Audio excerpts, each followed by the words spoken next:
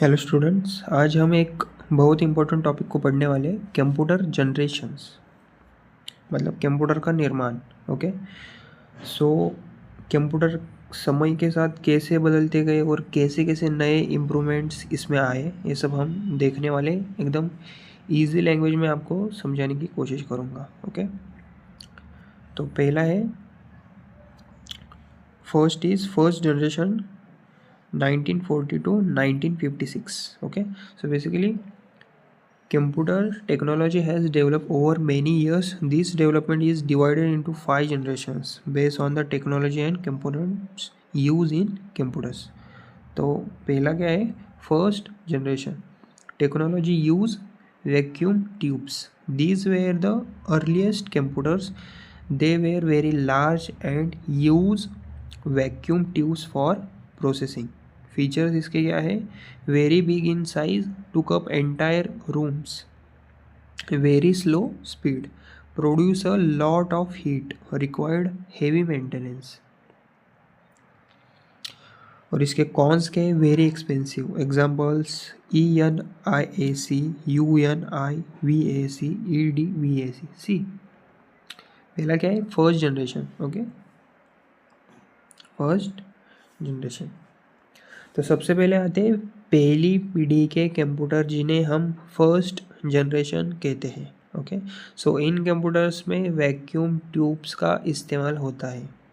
Okay, और ये computer बहुत बड़े बड़े होते थे, मतलब बहुत स्लो काम करते थे, बहुत हीट प्रोड्यूस करते थे, और रिपेयर और मेंटेनेंस भी बहुत कठिन था. ओके, और इसलिए इनकी कॉस्ट बहुत ज़्यादा थी. मतलब यानी कि ये कंप्यूटर पूरी रूम जितने बड़े होते थे. और एग्जांपल्स इसके हैं ENIAC, EDVAC, UNIVAC. ओके, दूसरा है second generation 1956-1963. Okay, technology use transistors. Vacuum tubes were replaced by transistors, which made computer smaller and faster.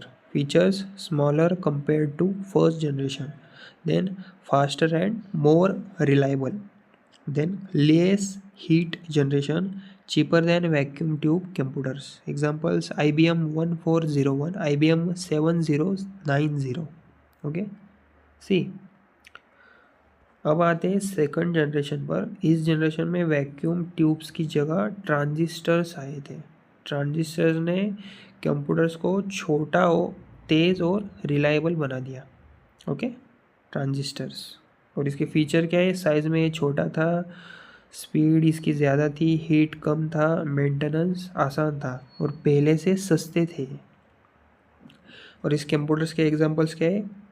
Transistors के IBM 1401, IBM 7090. ओके, अभी आती है थर्ड जनरेशन 1964-1971.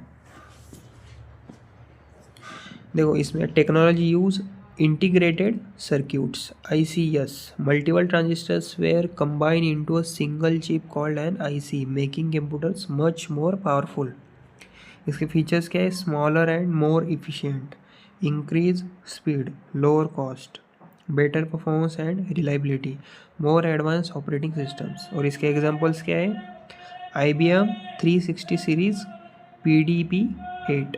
ओके, सी अभी थर्ड जनरेशन. इस generation में क्या होता है? कंप्यूटर्स ने बहुत तेज़ तरह से ग्रोथ की, और इसमें इंटीग्रेटेड सर्क्यूट्स ICS का इस्तेमाल हुआ. ओके, IC का मतलब है कई ट्रांजिस्टर्स को एक चिप पर जोड़ दिया गया. ओके, IC का मतलब है इंटीग्रेटेड सर्क्यूट्स. IC का मतलब है कई ट्रांजिस्टर्स को एक चिप पर जोड़ दिया गया. और इसके फीचर्स क्या है? स्पीड बहुत ज़्यादा, साइज़ और छोटा, कॉस्ट इसकी कम थी, कंप्यूटर्स ज़्यादा पावरफुल हो गए थे क्योंकि इंटीग्रेटेड सर्क्यूट्स कई ट्रांजैक्शंस को एक चिप पर जोड़ दिया गया था इसलिए. और ऑपरेटिंग सिस्टम्स का इस्तेमाल इसमें शुरू हुआ था. और इसके एग्जांपल्स है IBM 360 सीरीज़ और PDP-8. अभी हम समझेंगे फोर्थ जनरेशन 1971 एंड प्रेजेंट। इसमें क्या है, technology use microprocessor, thousands of integrated circuits were combine into a single chip called a microprocessor.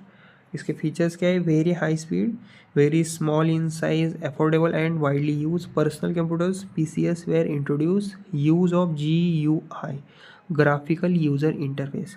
इसके एग्जांपल्स क्या है, Intel 4004 first microprocessor, modern laptops and desktops. सी अब ये fourth generation मतलब कि आज की।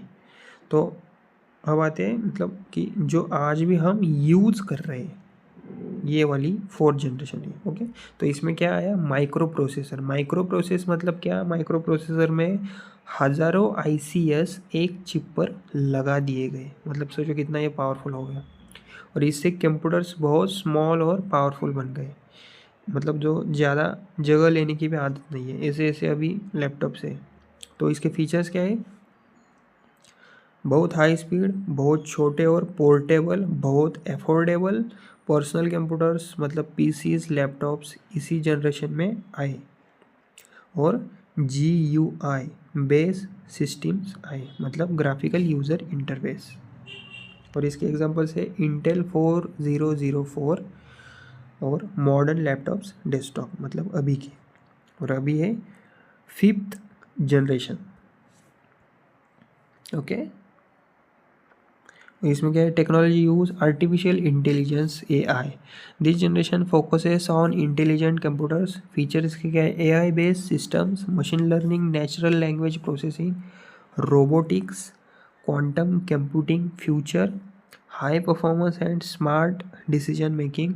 Examples AI robots, self driving cars, advance super computers, AI assistant like ChatGPT, Siri, Google assistant. See fifth generation मतलब अभी प्रेजेंट और फ्यूचर, ये फिफ्थ पॉइंट है। ओके, जो आर्टिफिशियल इंटेलिजेंस AI पर आधारित है। और इस जनरेशन का मेन गोल है ऐसे कंप्यूटर्स बनाना जो खुद सोच सके, सीख सके और डिसीजंस ले सके। ये जनरेशन का मेन गोल है ऐसे कंप्यूटर्स बनाना जो खुद सोच भी सके, सीख भी सके और डिसीजन भी ले सके। और इसके फीचर्स क्या है, artificial intelligence, machine learning, robotics, natural language processing, quantum computing, futures और हाईली इंटेलिजेंट सिस्टम्स।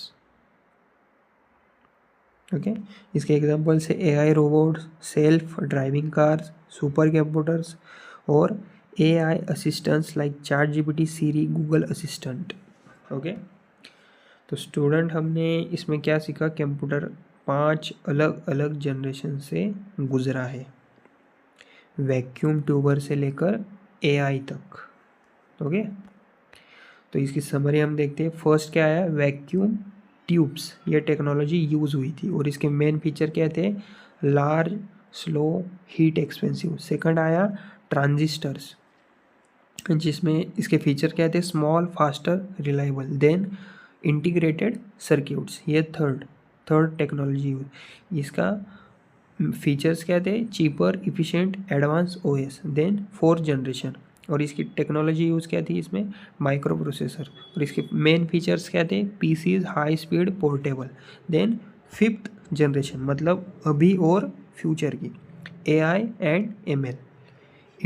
इसके मेन फीचर्स क्या थे, इंटेलिजेंट सिस्टम्स, रोबोटिक्स। ओके, अगर आपको ये वीडियो पसंद आया हो, लाइक करो, शेयर करो, सब्सक्राइब करो। Thank you.